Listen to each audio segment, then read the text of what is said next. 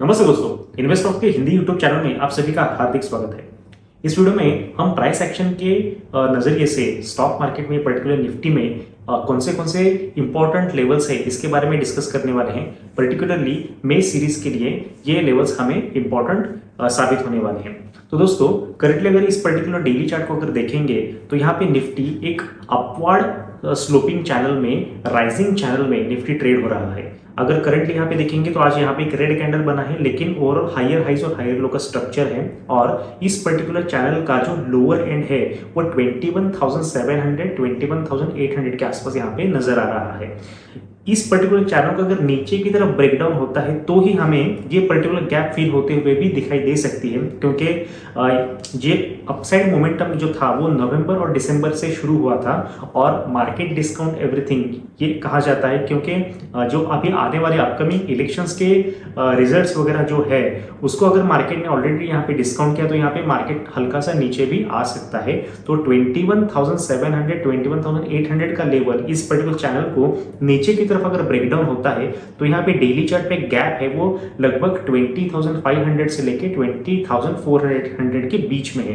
तो यहाँ तक ये नीचे निफ्टी आ सकता है। अगर ये यहाँ पे निफ्टी नीचे आता है तो यहाँ पे आपको बाइंग का मौका मिलेगा और ये एक मेजर सपोर्ट एरिया है, क्योंकि यहाँ पे अगर ध्यान से देखेंगे तो ये कोविड के समय से एक यहाँ पे एक ट्रेंड लाइन बन रही है। तो ये ट्रेंड लाइन सेम गैप के नजदीक यहाँ पे अभी आ रही है।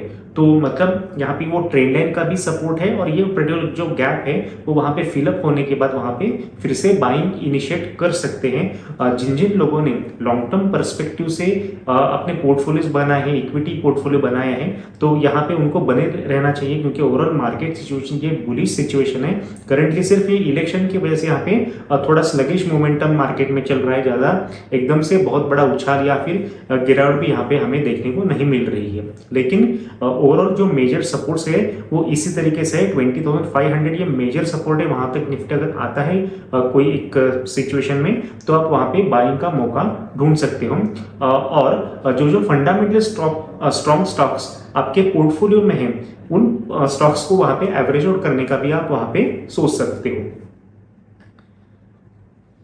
दूसरा ये है कि इस पर्टिकुलर चार्ट को ध्यान से देखेंगे तो यहाँ पे आपको एक 60 मिनट टाइम फ्रेम पे भी आपको एक अपसाइड मोमेंटम देखने को मिल सकता है। यहाँ पे मैं 60 मिनट टाइम फ्रेम ओपन करता हूँ निफ्टी का, तो यहाँ पे एक ऊपर की तरफ top to top trend line भी यहाँ पे बन रही है। अगर यहाँ से हम ट्रेंड लाइन को कनेक्ट करेंगे तो ये इस तरीके से ट्रेंड लाइन यहाँ पे बन रही है। अगर इस ट्रेंड लाइन को ऊपर की तरफ ब्रेकआउट आता है तो निफ्टी में हमें 22,800 22,900 और 23,000 तक के लेवल्स भी हमें देखने को मिल सकते हैं। तो ये ओवरऑल सिचुएशन है। अभी करंटली ये अपवर्ड स्लोपिंग चैनल के बीच में निफ्टी ट्रेड हो रहा है। यहाँ पे अगर ये ऊपर की तरफ ट्रेंड लाइन को ब्रेकआउट देखिए, अगर निफ्टी मोमेंटम देता है तो यहाँ पे आप बाइंग भी कर सकते हो।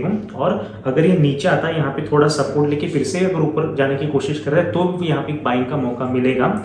और निफ्टी बेरिश तभी होगा जब 21,700 नीचे की तरफ ब्रेकडाउन होगा, तब तक यहाँ पे कोई ऐसा बेरिश सिचुएशन क्रिएट नहीं हुआ है। तो ये ओवरऑल निफ्टी का पर्टिकुलरली मे सीरीज के बारे में ये एक यहाँ पे एनालिसिस बन रहा है।